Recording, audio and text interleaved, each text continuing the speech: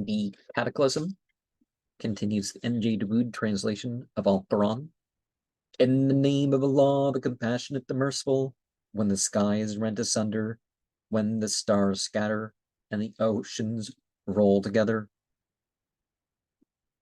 when the graves are hurled about, each soul shall know what it has done and what it has failed to do.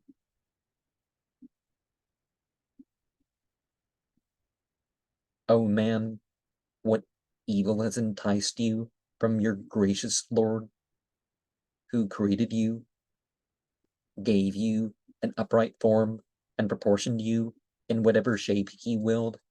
He could have molded you, yet you deny the last judgment. Surely there are guardians watching over you, noble recorders who know of all your actions.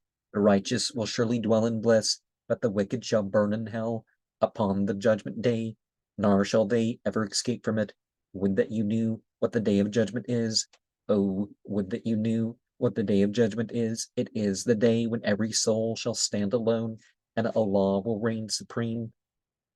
And so, what evil, it doesn't say that evil from God has enticed you. Oh, what evil has enticed, what has chased you away? Okay. What has drawn you away from your Lord?